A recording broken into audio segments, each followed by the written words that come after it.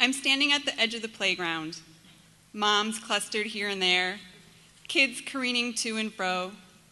Next to me, a young mom bounces a baby on her hip. Her toddler scoops tire chunks at her feet. "Cute kids," I say. "Thanks," she replies. "Which are yours?" And so I point to you, my tall, blonde, blue-eyed boy, hanging by a knee from the highest point of the jungle gym. "That one," I say. And I know what question comes next. What question always comes next? I brace for it, and she asks, "Oh, just the one?" I squinch my eyes and focus on you, my kiddo, smiling and laughing with your friends, being chased by the girls, or performing acrobatics that should make my heart stop. And in that micro moment, a million thoughts race through my mind. I remember the brand new baby smell of you, the wonder and joy of those first moments. I remember taking you home and settling in. I remember how 3 days later, I couldn't keep you awake long enough to nurse you. I remember my panicked call to the pediatrician's office, the appointment made that day.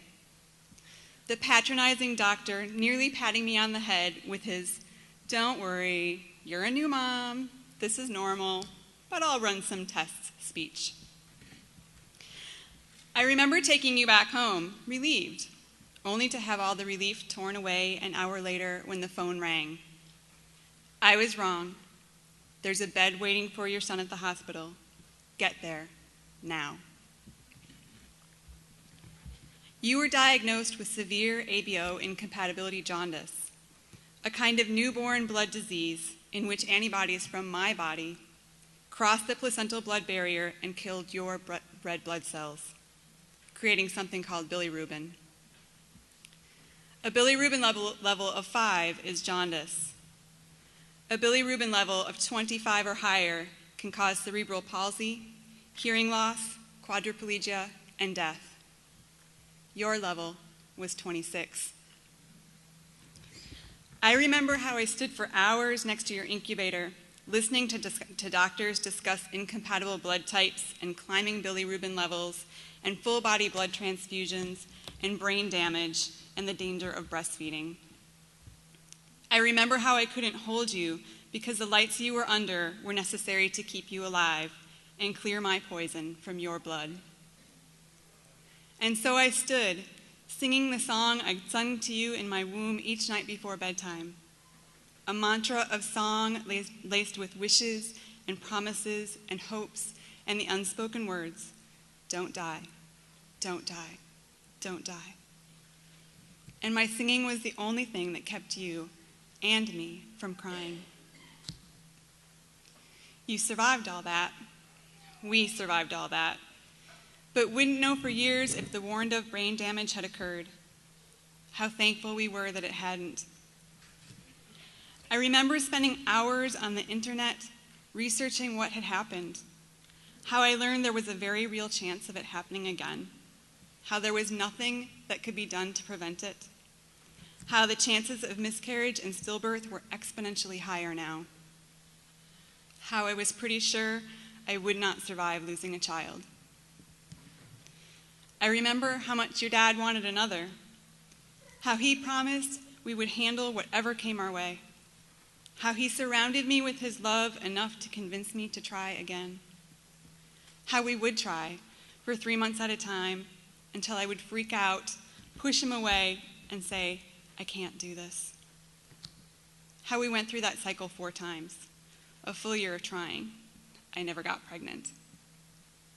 So we decided to become foster parents, so you would not be just an only child. We spent 3.5 years raising other people's children, each one harder than the last, until the last one left us exhausted and depleted. I remember how shortly after we gave up on being foster parents, our marriage fell apart, and it wasn't until we were in the therapist's office that your dad finally admitted, "It broke my heart not to have another child." But by then it was too late. We were too old. Our marriage was too broken. I remember how I wished again that you had a sibling to help you carry the burden of a broken family. How alone you must have felt navigating this new world of 2 homes, 2 families, but just 1 child. And in that moment, my eyes dark and my face clouded, you spy me from across the playground, run to me full tilt, throw your long limbs around me, too big for this show of affection, but putting on your best baby voice, you cry out, "Snuggle!" My lips have barely brushed the top of your head before you're off again. A flurry of arms and legs and one last grin tossed over your shoulder as you rejoin your friends. And I look up at this mother next to me, smile, and say, yes, just the one.